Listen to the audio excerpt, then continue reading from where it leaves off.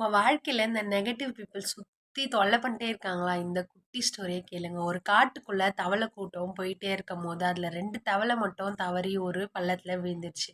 அதுங்க 2மே வெளிய வர முயற்சி பண்ணுச்சு. அப்ப மேல இருந்த அதுங்க ஃப்ரெண்ட்ஸ் எல்லாம் என்ன சொல்லுச்சு, "இத குச்சு குச்சு நீ வந்து டயர்ட் ஆயிட போற. வெளிய வர்றதுக்கு குச்சு குச்சு டயர்ட் ஆயி ஏதாவது ஆயிட போது. குதிக்காத" அப்படின்ட்டு சொல்லுச்சு. அத கேட்டு ஒரு தவளை அத குதிக்கிறது, அத ட்ரை பண்றத ஸ்டாப் பண்ணுச்சு. இன்னொரு தவளை குதிச்சு குதிச்சு ட்ரை பண்ணுச்சு. அப்பயும் மேல இருக்க தவளைங்கலாம் டீமோட்டிவேட் பண்ணிட்டே இருந்தது. குதிச்சு குதிச்சு உன் எனர்ஜி எல்லாம் வேஸ்ட் பண்ணாத. வேஸ்ட் பண்ணி நீ செத்துற போற குதிக்காதன்ட்டு. அதுக்கப்புறமா அந்த குதிச்சு ட்ரை பண்ணி மேலேயே வந்துருச்சு. எல்லாருக்கும் செம்ம ஷாக். எப்புட்றா மேல வந்துச்சுன்ட்டு. அந்த குதிச்சு குதிச்சு மேல வந்த தவளைக்கு காதே கேட்காதாம். அது என்ன நெனச்சுது, மேலேருந்து நம்ம ஃப்ரெண்ட்ஸ் எல்லாம் நம்மள என்கரேஜ் பண்றாங்க. மேல வா, மேல வான்னு சொல்றாங்கன்னு நெனச்சு அது மேல வந்துச்சு.